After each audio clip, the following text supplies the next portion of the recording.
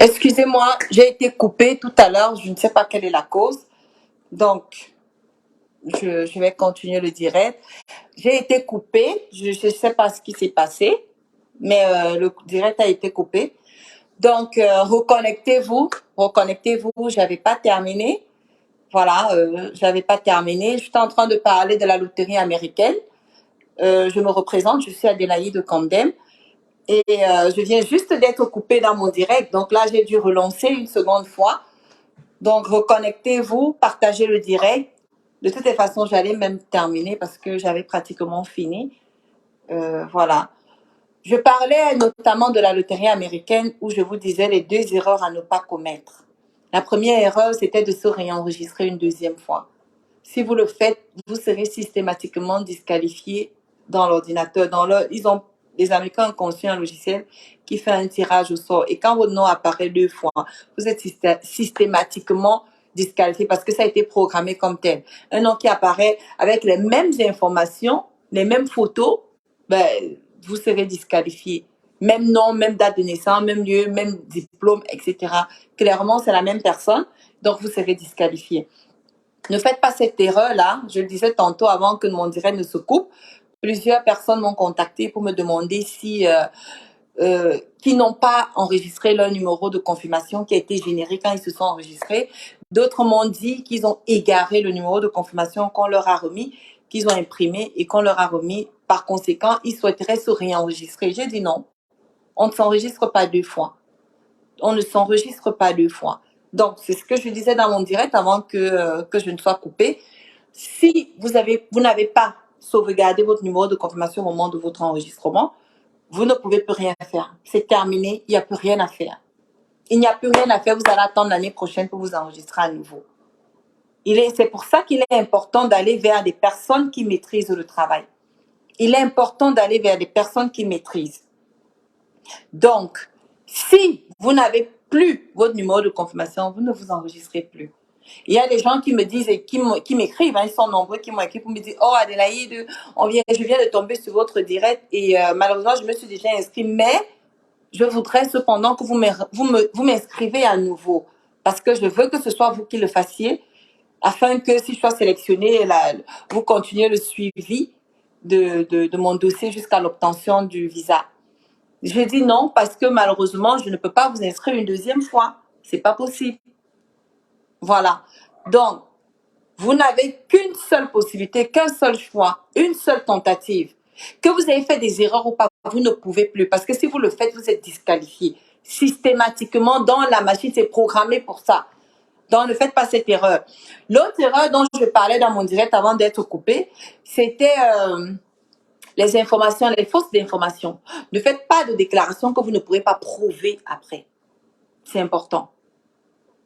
Tout ce que vous allez déclarer aujourd'hui, vous allez prouver ça demain. Si vous avez dit que vous avez le bac, vous allez apporter un diplôme de bac et ils vont vérifier. Parce que c'est trop facile.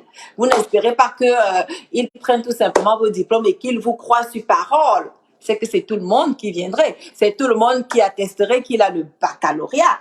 Donc, attention, les Américains vérifient. Ils vérifient.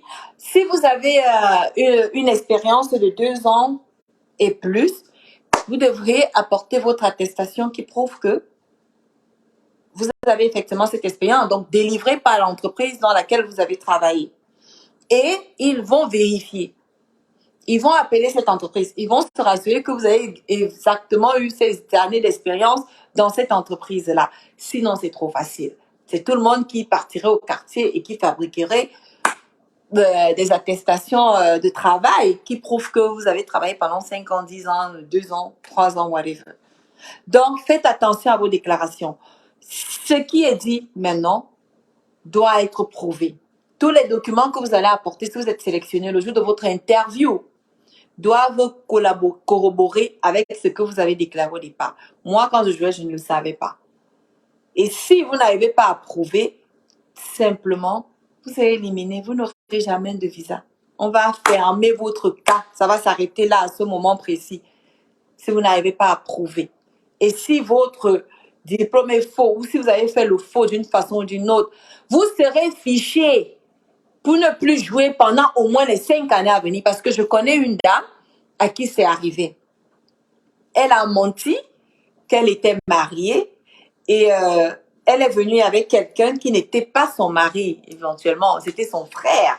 Donc, elle voulait faire passer son frère comme son mari. Ils ont même fait l'acte de mariage et tout, et tout, et tout. Mais l'ambassadeur leur a posé des toutes petites questions pièges. Et ils sont tombés dans le piège. Du coup, on a su qu'ils n'étaient pas un vrai couple. Et cette dame, elle a eu interdiction de jouer la loterie américaine sur les 5 prochaines années. Elle a été pénalisée pour les 5 années qui ont suivi, où elle n'était plus autorisée à jouer la loterie américaine. Donc, arrêtez, ne faites pas le faux, on ne sait jamais. Et puis, selon la gravité du faux, peut-être qu'il y a d'autres sanctions. D'accord? Donc, déclarez ce que vous pourriez prouver. Si vous n'êtes pas marié et que vous voulez jouer en tant que marié, débrouillez-vous pour produire un acte de mariage fiable. Mariez-vous. Si vous avez dit que vous avez de l'expérience, apportez une attestation propre qu'on peut vérifier. D'accord? Voilà. Sinon, si vous n'arrivez pas à prouver, vous serez disqualifié systématiquement.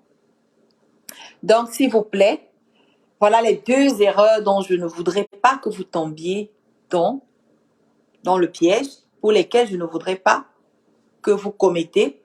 Faites attention, c'est crucial, c'est important. Le reste n'est pas très important. Ce sont ces 2 éléments. Le premier, c'est de rejouer. Ça, c'est systématique. C'est aussitôt que vous êtes enregistré, vous êtes même d'office éliminé. On n'attend même pas la sortie des résultats. Non, vous n'êtes plus dans le système. Parce que c'est programmé. Si 2 noms apparaissent de la même façon en tant que participant principal, vous serez systématiquement disqualifié. L'autre cas, c'est si vous n'arrivez pas à prouver, malheureusement, on ne vous donnera pas votre visa. Et puis, une dernière chose avant d'arrêter le live pour sortir, pour toutes les personnes qui seront sélectionnées, si vous n'avez pas une adresse ou la personne qui va il y aura quelqu'un qui pourra vous accueillir et s'occuper de vous, pour ceux qui n'ont pas de l'argent, les personnes qui nous accueillent des fois s'occupent de nous. Alors, si vous n'avez pas quelqu'un qui va s'occuper de vous, qui va vous accueillir, vous n'aurez pas le visa. L'ambassadeur ne pourra pas vous donner le visa. Si vous ne connaissez personne, on ne vous donnera pas le visa. Parce qu'on suppose que vous n'allez pas rester dans la rue. Et de 2, le plus important, il vous faut quelqu'un non seulement pour vous héberger, mais pour vous aider dans l'intégration. Parce que vous ne pouvez pas vous intégrer seul. C'est pas possible. Il faille que quelqu'un soit ici pour tenir votre main, pour vous montrer un peu comment les choses se passent, les lois, parce que les lois du Cameroun, les lois de l'Afrique ne sont pas les lois de l'Amérique. Pas du tout. Et si on ne vous apprend pas ça, vous allez tomber dans le piège de l'Amérique. Je vous donne un exemple simple. Ici, on ne tape pas les enfants. On ne tape pas, on ne met pas la main sur les enfants. Imaginez que vous arrivez, vous sortez, vous allez peut-être quelque part faire les courses, et quand arrivez là-bas, vous giflez votre enfant comme on le fait en Afrique. Tout de suite, séance tenante, la police va venir vous arrêter. La police va vous arrêter et vous serez à 2 doigts, je ne sais pas, jusqu'à quel niveau vous pourriez perdre votre enfant. Parce que ça même déjà, c'est grave.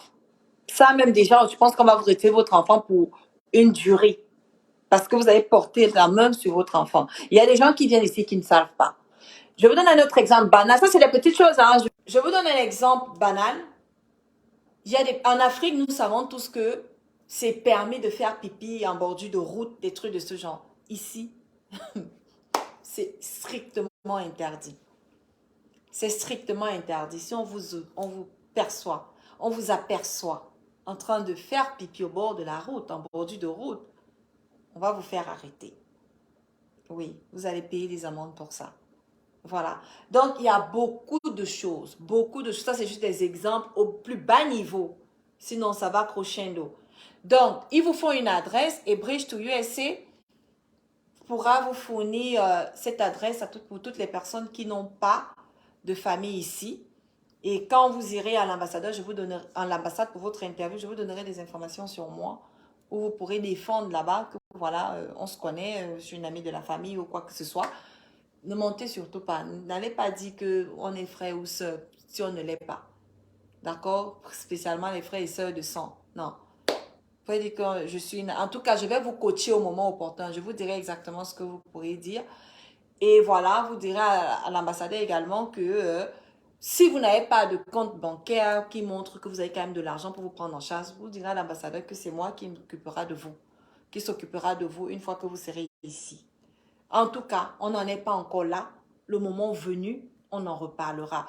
Parce que ce chapitre concerne les personnes qui seront sélectionnées et qui n'auront pas de famille ou qui n'auront pas d'adresse. Il faudra absolument que vous vous débrouillez pour trouver quelqu'un qui va vous accueillir ici. Et ça, c'est un des services que Bridge to USA vous offre. Bridge to USA vous aide à vous enregistrer pour la loterie.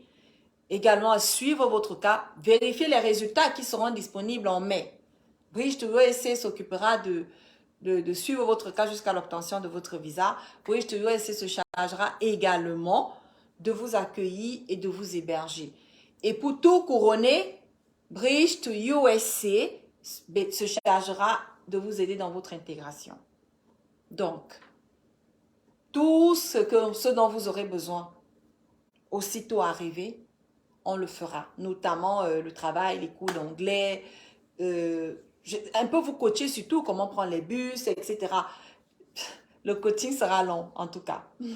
Donc, je ne vais pas être longue, je vais arrêter le direct. C'était la deuxième partie parce qu'en fait, j'ai été coupée et donc j'ai relancé ce deuxième direct juste pour la suite. Mon numéro, avant que je coupe le direct, c'est le +1 qui est l'indicateur.